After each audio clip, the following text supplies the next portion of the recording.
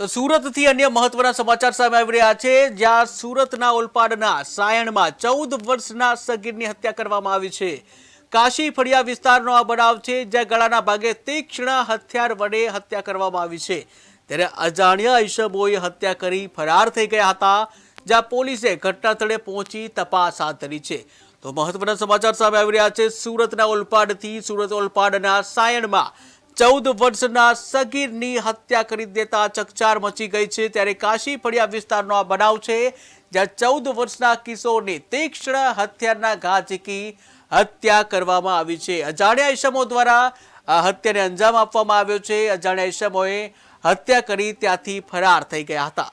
ત્યારે આ સાથે જ ઓલપાડથી સંવાદદાતા કિરણસિંહ ગોહિલ જોડાઈ ગયા છે। જે કિરણસિંહ, વાત કરવામાં આવે, ઓલપાડના સાયણમાં 14 વર્ષના સગીરની હત્યા કરવામાં આવી છે, શું છે વધુ વિગત?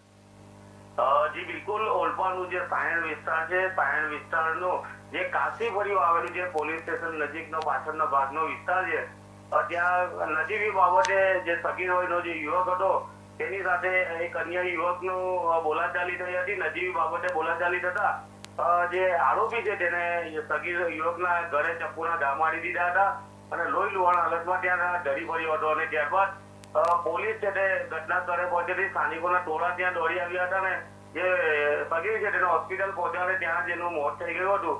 અને હાલ પોલીસે હત્યાનો ગુનો નોંધીને જે અજાણ્યો જે ઇસમ હતો તેની જે ઓળખ છે તે વિજય કરીને વિજય વસાવા તરીકેની ઓળખ થઈ છે અને વાલિયા તાલુકાના દેસર ગામનો હોવાની વાત બહાર આવ્યું છે। હાલ પોલીસે હત્યાનો ગુનો નોંધીને વધુ તપાસ કરી રહી છે।